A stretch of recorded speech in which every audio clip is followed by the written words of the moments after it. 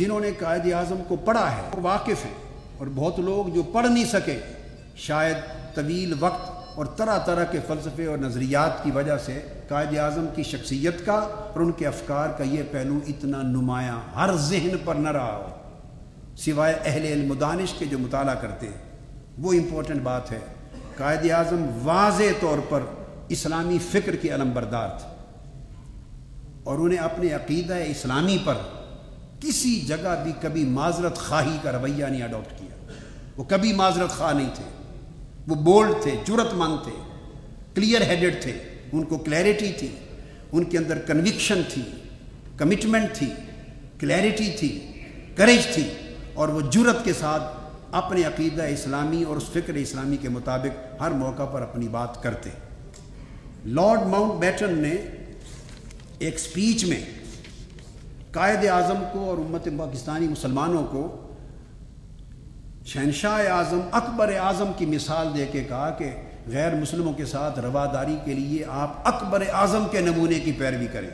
جس طرح انہوں نے آزادی اور رواداری کا نمونہ پیش کیا۔ دیر اینڈ دین جب قائد اعظم اس تقریر کے جواب میں اپنی تقریر کے لیے کھڑے ہوئے تو قائد اعظم کبھی معذرت خواہ نہیں تھے۔ انہیں اپنے عقیدے کے عقیدہ اسلامی ہونے پر نہ کبھی شرم تھا، نہ کبھی کوئی افسوس تھا، نہ کسی قسم کا کوئی کمپلیکس تھا۔ کھڑے ہو کے انہوں نے جواب دیا لارڈ ماؤنٹ بیٹن کو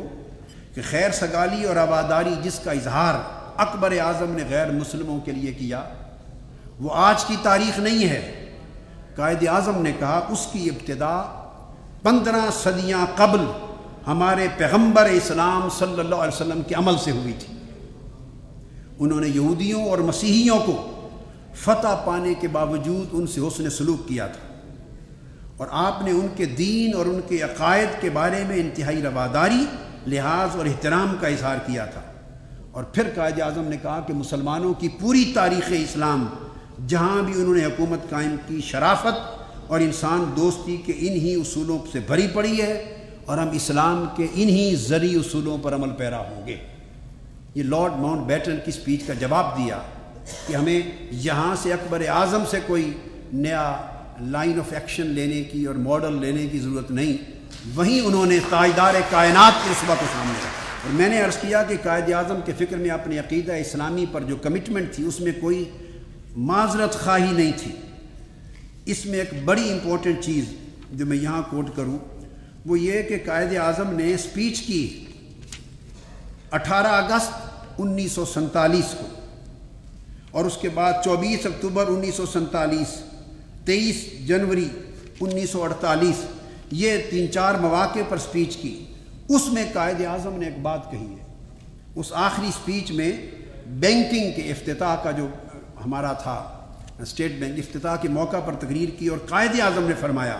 لہٰذا ہمارے لیے عوام کو خوشحال اور فارغ البال بنانے کے لیے قطعاً مغرب کے اقتصادی نظام کے نظری اور عملی طریقے کی پیروی کرنا ہمارے لیے بے سود اور بیکار ہوگا۔ اور وہ کہتے ہیں ہمیں چاہیے کہ ہم ایک نئی راہ عمل اختیار کریں اور دنیا کے سامنے ایک ایسا اقتصادی نظام پیش کریں جو انسانی اخوت اور سماجی انصاف کے صحیح اسلامی نظریات پر قائم ہے، اور اس طرح ہم اپنی وہ ذمہ داری ادا کر دیں جو مسلمان ہونے کی حیثیت سے ہمارے اوپر عائد ہوتی ہے، اور عالم انسانی کو امن کا وہ تنہا پیغام جو اسلام نے دیا ہے وہ دے، اور یہ واضح کر دے کہ انسانیت کو تباہی سے صرف اسلام کا پیغام امن بچا سکتا ہے۔ یہ عقیدہ اسلام پر ان کمپرومائزنگ ان کی کمٹمنٹ اور ان کی کنوکشن اور ان کا یہ تصور